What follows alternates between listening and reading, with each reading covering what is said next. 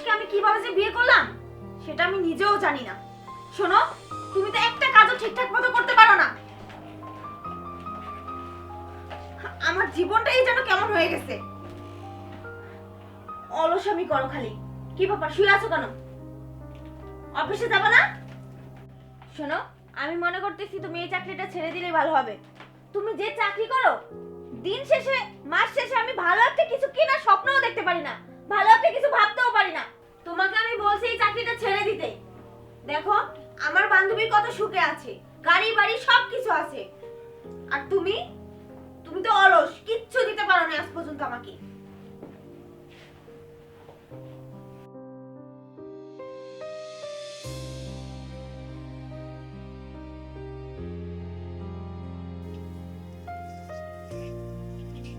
ঠিক আছে, আমি রেডি হই, অফিসের দিকে যাব। আচ্ছা ঠিক আছে, তুমি থাকো, আমি অফিসের দিকে যাই। হ্যাঁ, আর টেনশন করো না, ইনশাল্লাহ একদিন সবকিছুই হবে। যাও যাও, অফিসে যাও। হবে না? কি যে হবে সেটা আমি ভালো করেই জানি। যত সব, একটা পাগল নিয়ে পড়ছি আমি। আমার জীবনটা যেন শেষ করে দিয়েছে। আজ পর্যন্ত তো কোনো কিছু দিতেই পারেনি, আবার সে বড় বড় কথা বলতে। আমার বান্ধবীকে দেখে আমার অনেক হিংসে হয়। আমি কাকে বিয়ে করলাম আর আমার বান্ধবীর স্বামীটা কত ভালো, বাড়ি গাড়ি সবকিছু আছে। স্যার, আপনাদের কুমারখালীতে যে ফাঁকা জায়গাটা আছে, ওখানে যদি আমরা একটা শপিং মল বা একটা বিল্ডিং করি, ওখান থেকে যদি আমরা ফ্ল্যাট বিক্রি করি, আমি মনে করি যে এটা আমাদের জন্য অনেক প্রফিট এনে দেবে। আচ্ছা, তা আপনি কি বলছেন স্যার, প্রজেক্টের কাজ কি আমরা শুরু করব? হ্যাঁ, তাহলে শুরু করে দিন।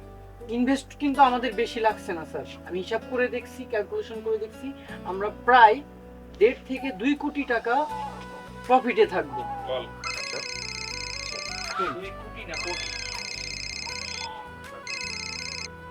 হ্যালো, তোমার প্রেজেন্টেশন নিয়ে এত গর্ব না?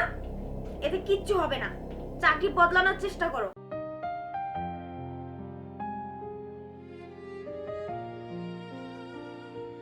তো স্যার যেটা বলছিলাম, তো আপনার এই জায়গাতে যদি আমরা একটু মাল্টিপ্লেক্স শপিং কমপ্লেক্স করতে পারি অথবা একটু বিল্ডিং করতে পারি, তাহলে এখান থেকে আমরা প্রায় 2 কোটি টাকা মতন প্রফিট করতে পারবো।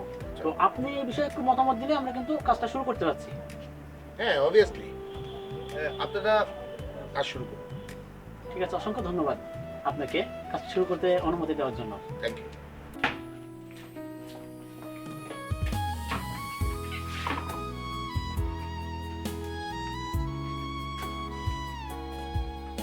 তুমি তো একটা ব্যর্থ মানুষ।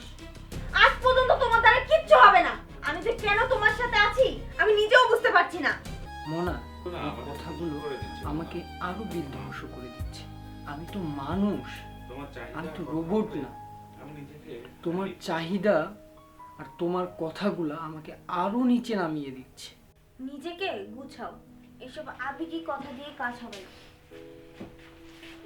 তুমি কি জানো, তোমার কথায় আমি আমার স্বপ্ন, আমার নিজের প্রতি আত্মবিশ্বাস সব হারিয়ে ফেলেছি। আমি আমার বাঁচার স্বপ্নটাও হারিয়ে ফেলেছি। তাহলে মরো। মরছো না কেন? আমি এইসব কথা শুনতে শুনতে অনেক ক্লান্ত হয়ে পড়েছি। তুমি মরো, মরে আমাকে শান্তি দাও। ভালো লাগে না আমার এসব।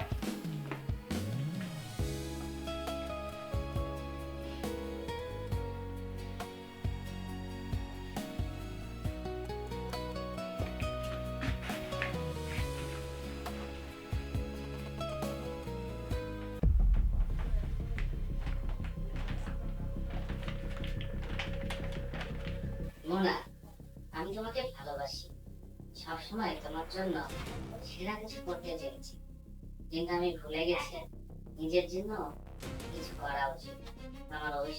তোমার অভিযোগগুলো আমার আত্মবিশ্বাস কেড়ে দিয়েছে। আমি মানুষ হিসাবে বাঁচতে চাই, একজন ব্যর্থ নয়। তাই আমি এই বোঝা সইতে পারছি না। আমাকে একটু শান্তি দাও।